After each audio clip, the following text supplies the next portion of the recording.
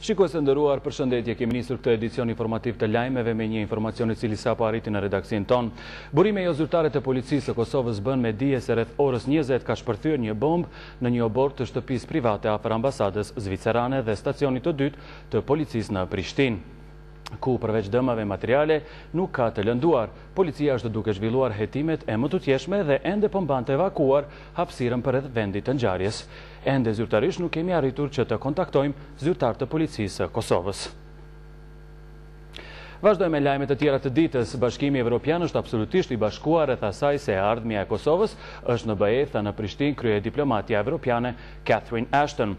Ani pse Kosova vazhdon të mos njihet shtet nga 5 vende të BE-s, shefja për politikë të jashtme dhe siguri e Bashkimit Evropian Catherine Ashton ka sjellë në Prishtinë porosinë se BE është 100% unike sa i përket të ardhmes evropiane të Kosovës. Ashton pasi ka zhvilluar një takim me përfaqësuesin special të BE-s për Kosovë Peter Fight, shefin e EULEX-it Ivde Kermabo dhe shefin e zyrës ndërlidhëse të Komisionit Evropian për Kosovë Renzo Davidi, ka takuar përfaqësuesit më të lartë të qeverisë së Republikës së Kosovës. Ndonë se nuk ka folur konkretisht për afate kohore të përfshirjes së Kosovës në procesin e liberalizimit vizave dhe as për fillimin e ndonjë procesi konkret në këtë drejtim, të paktën Ashton nuk ka hezituar të flasë për përkrahjen e BE-s për Kosovën. I want to agree completely. Dua të pajtohem plotësisht se ardhmja e Kosovës i përket Evropës. Ky rajon është një prioritet i madh për mua dhe nuk është e rastësishme që ndodhem këtu pak kohë pasi kam marrë detyrën.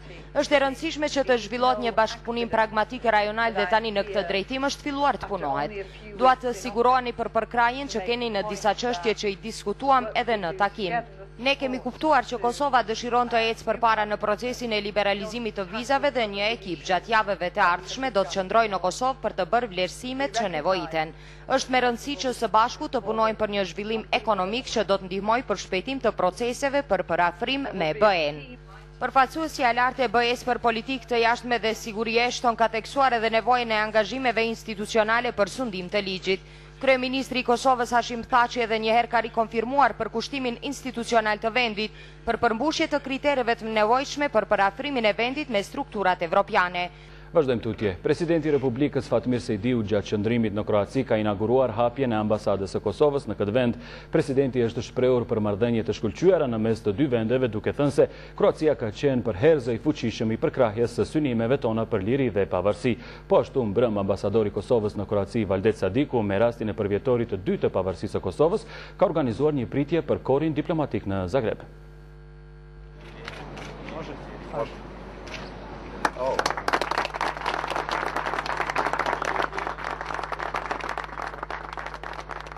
Rrjetit diplomatik dhe Kosovës ju shtua edhe një ambasad. Në Zagreb në mënyrë solemne u bë hapja ambasadës së Kosovës në Kroaci. Presidenti Fatmir Sejdiu së bashku me ministrin e jashtëm kroat Gordan Jandragović e zbuluan pllakën që tregon vendodhjen e ambasadës së Kosovës në Zagreb. Kroacia dhe në kohë kur kemi qenë në një shtet përbashkët që tani është bërë, ka qenë mbështetëse e idealeve tona. Shumë njerëz nga Kosova janë shkolluar këtu, kanë marrë gradat larta shkencore, kanë qenë bartës të bashkëpunimeve ndëruniversitare, por edhe në fushat e tjera, dhe të njëjtën kohë ka ardhur koha që të shpaguhet po them në mënyrë reciproke. Edhe Kroacia të mbështet Kosovën, por edhe njerëzit e Kosovës të mbështesin Kroacinë. Drago nam je da ste i vi otvorili veleposlanstvo u Zagrebu. Na vjen mirë që edhe ju e bët hapjen e ambasadës në shtetin ton. Jam i bindur se do të bashkëpunojmë mirë. Kroacia është e interesuar që të ndihmojë forcimin e institucioneve të shtetit të Kosovës. Po ashtu do të ofrojmë përvojën tonë për integrim në NATO dhe në Bashkimin Evropian, pasi duam që edhe Kosova të bëhet anëtare e këtyre dy organizatave. Do të mundohemi të vazhdojmë ndërtimin e urave të bashkëpunimit me shtetin kroat, me institucionet e Kroacisë, gjithashtu të kemi komunikim të mirë edhe me qytetarët tonë, dhe të qytetarët me prejardhje nga Kosova që janë tash qytetarët të Kroacisë. Në hapje të ambasadës të pranishëm kanë qenë edhe shumë shqiptarë që jetojnë dhe veprojnë në Kroaci, në mesin e tyre dhe generali i njohur i ushtrisë kroate Rahim Ademi. Kjo ditë është ditë e madhe për gjithë shqiptarët që jetojnë në Kroaci, për hapjen e ambasadës së Kosovës në Kroaci. Dhe prej kësaj datës do të kemë një bashkëpunim edhe më të mirë me Kosovën, një bashkëpunim më të mirë mes Kosovës edhe Kroacisë. 2 vite pas shpalljes së pavarësisë, rrjeti diplomatik i Republikës së Kosovës po shkon duke u forcuar. Në këtë drejtim ka qenë edhe hapja e ambasadës së Republikës së Kosovës në Kroaci. Zyrtarët nga të dyja shtetet kanë thënë se raportet kroato-kosovare do të thellohen edhe më shumë pas hapjes së ambasadës së Republikës së Kosovës në kryeqytetin e Kroacisë. Pas përfundimit të ceremonisë së hapjes së ambasadës në organizim të ambasadorit të Kosovës, u zhvillua pritje për korin diplomatik të akredituar në kryeqytetin kroat. Kjo ceremoni u organizua për të shënuar 2 vjetorin e pavarësisë së Kosovës. Ndërkohë, Ministri i Bujqësisë Idris Vehapi po qëndron për vizitë zyrtare në Hungari. Ministri Vehapi në një takim të mbajtur mbrëm që ka zgjatur rreth 2 orë me Ministrin e Bujqësisë dhe Zhvillimit Rural të Hungarisë Josef Graf, ka biseduar për thellimin e bashkëpunimit ndërmjet 2 ministrive. Ministri Vehapi me bashkëpunëtorët gjatë qëndrimit në Hungari do të takojë edhe Miklos Margiati, presidenti i Agjencisë së Pagesave për Zhvillimin Rural të Bujqësisë së Hungarisë, dhe po ashtu është paraparë një takim me Andras Maher, sekretari i shtetit në Ministrinë e Bujqësisë dhe Zhvillimit Rural të Hungarisë. Vazhdojmë me lajmet të tjera. Kërkesa grupit parlamentar të Lidhjes Demokratike të Dardanisë për debat në lidhje me zbatimin e kushtetutës dhe praninë e strukturave paralele serbe do të diskutohet javën e ardhshme në kryesinë e Kuvendit të Kosovës. Debati kërkuar nga grupi parlamentar i Lidhjes Demokratike të Dardanisë për zbatimin e kushtetutës së Republikës së Kosovës dhe praninë e strukturave Republikës Kosovës është shtyr për javën e ardhshme. Kryeparlamentari Krasniqi tha se për këtë çështje që është kërkuar nga LDD do të bisedohet duke përgatitur një debat, ndërkohë që ai nuk dha asnjë informat për qëndrimet e qeverisë në lidhje me debatin. Ndërsa kryetari i grupit parlamentar të LDD-s Lulzim Zeneli tha se Kuvendi i Kosovës duhet të hartojë një dokument të veçantë i cili do të jetë obligativ për ekzekutivin e vendit. Zeneli tha se dokumenti mund të jetë edhe rezolut, por qëndrimi final për emërtimin e dokumentit do të mirret në kryesinë e Kuvendit.